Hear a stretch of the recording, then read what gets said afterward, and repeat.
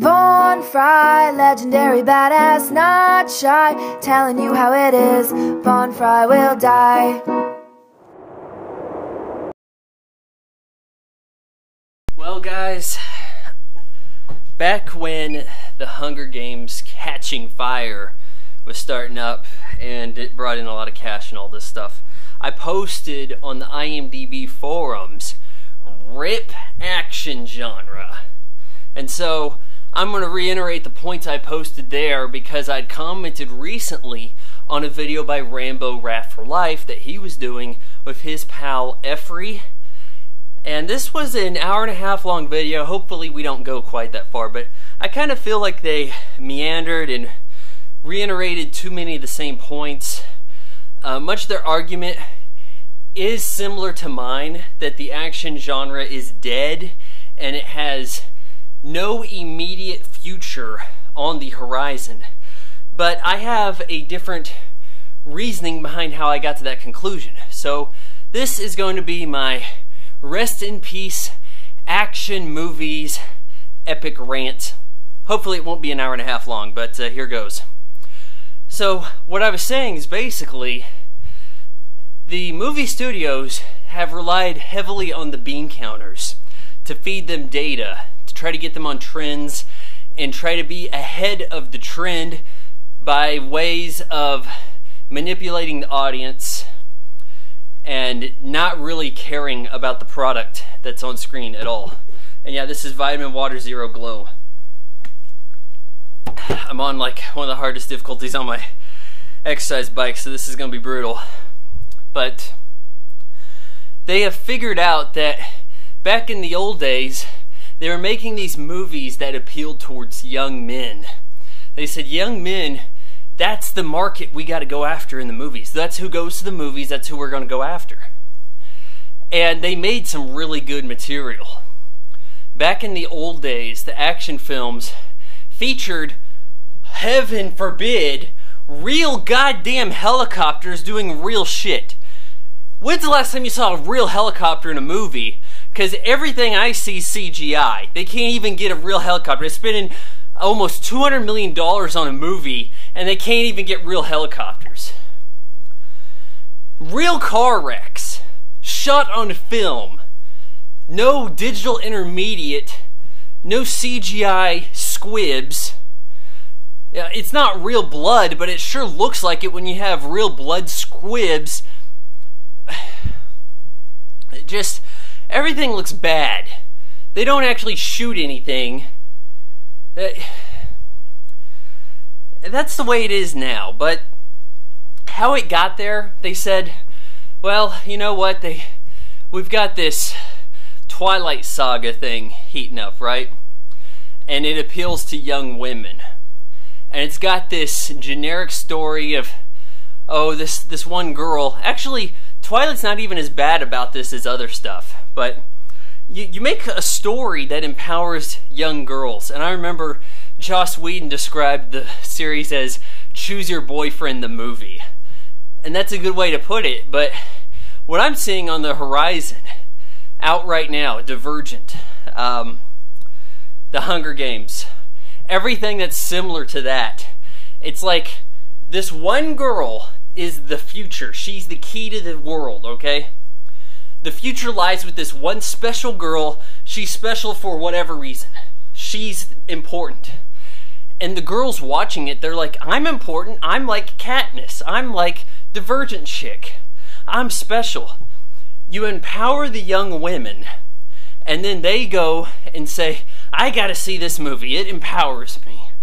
And they're not even thinking that far ahead, but the boyfriend, he's like, well, you know, it beats going to a rom-com. Those always suck. And there is this tease of action, so, meh, okay. What they have figured out is that they can put all their money into these movies for young women. Just this propaganda bullshit, empowering their minds.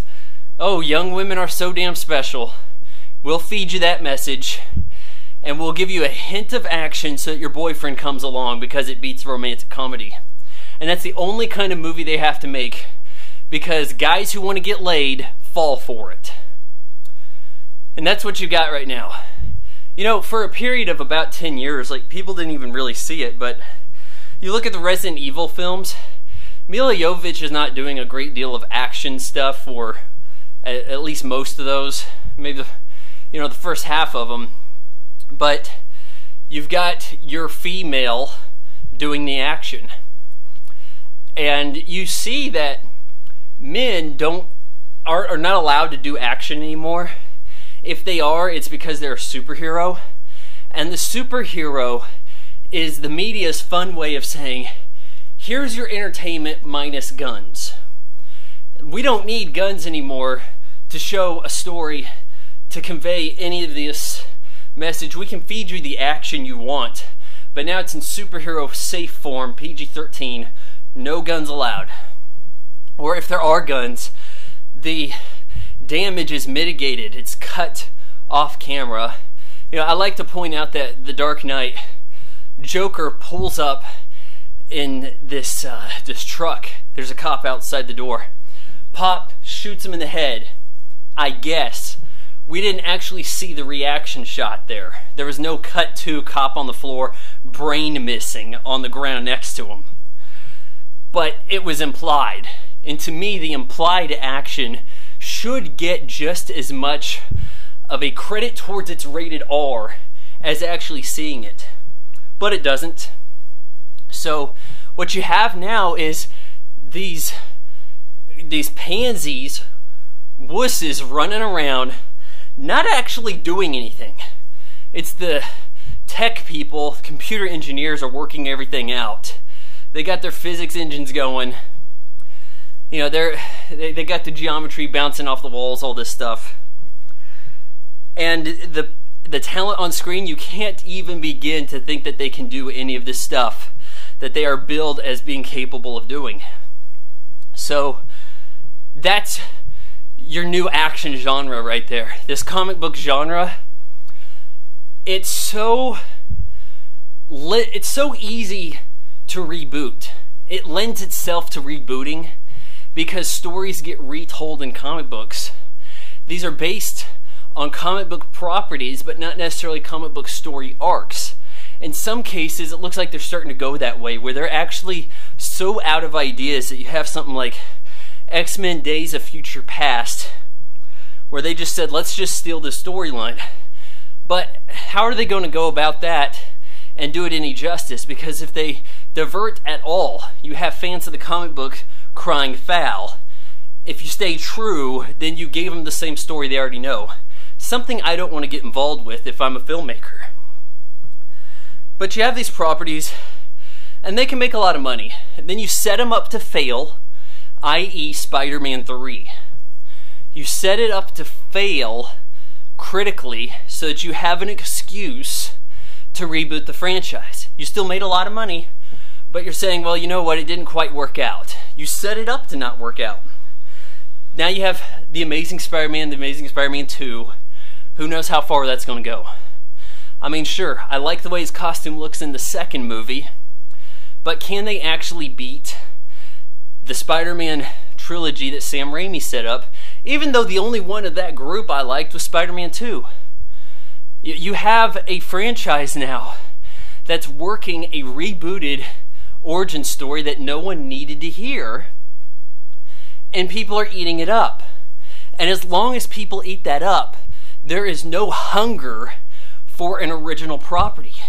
And all those action movies, all the classic action films, were original screenplays, not based on some kind of book. And even in those cases, I mean, I guess you could say Die Hard. Some people will say Die Hard based on book. Not a book you heard about. It's not like today where Divergent's out in theaters now because a bunch of young women liked the book. Installed fan base drives the creation, gets it optioned to a movie. That movie lands names, it gets people you've heard of, it gets a big wide release, it gets put all over IMDb, and it's billed as the next Hunger Games. Which shouldn't have been anything because it was a trite ripoff of Battle Royale, and if it wasn't for Jennifer Lawrence, it'd be entirely unwatchable.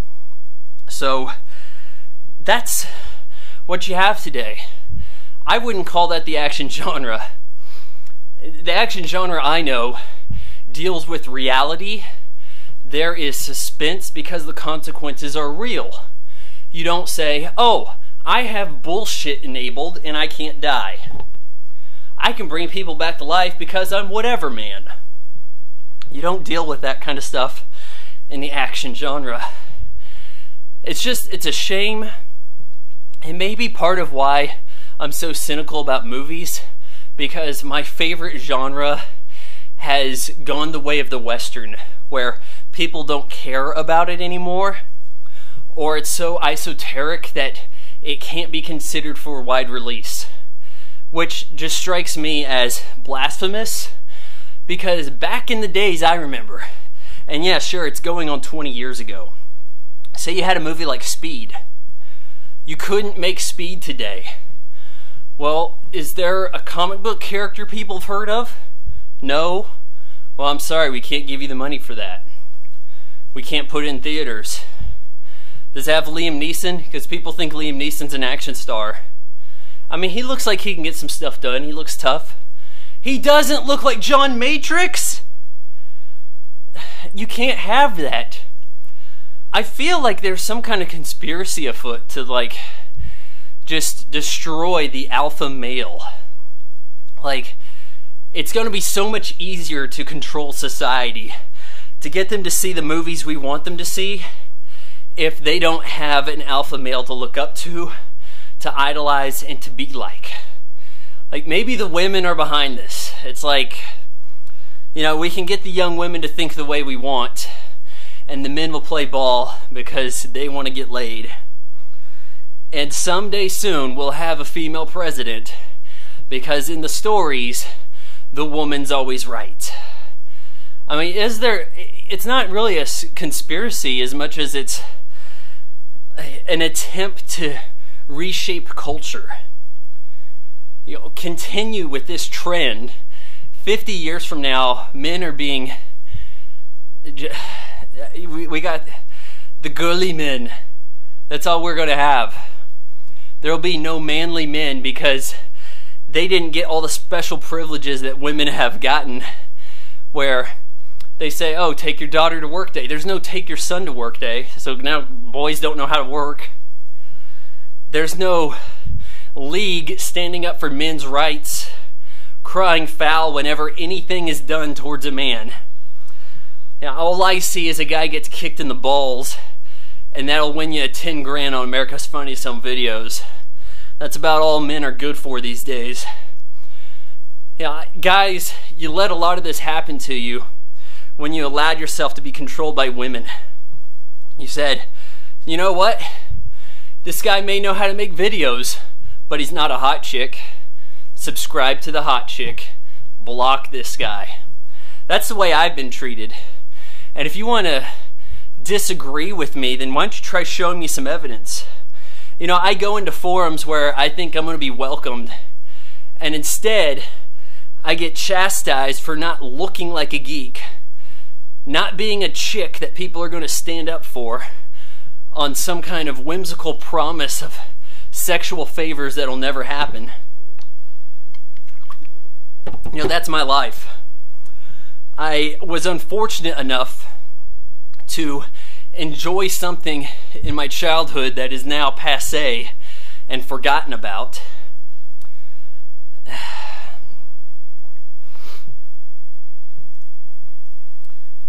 Where do we go from here? There's no one championing for equal rights for men, because men, in most cases, most industries are employers, and they just want to surround themselves in hot chicks all day long.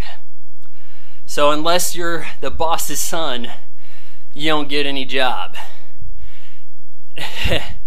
Oh, guys, we are being groomed to take care of kids, if we're not one already. I mean, hell, I spend most of the day reliving the 80s, because I'm an 80s man. I remember how it was back then. It was more fair than it is now. And in most people's eyes, fairness only pertains to their own perspective. So a woman is sure digging this shit right now. If you got any sense of quality, you shouldn't be. Do do do do do do do do do do.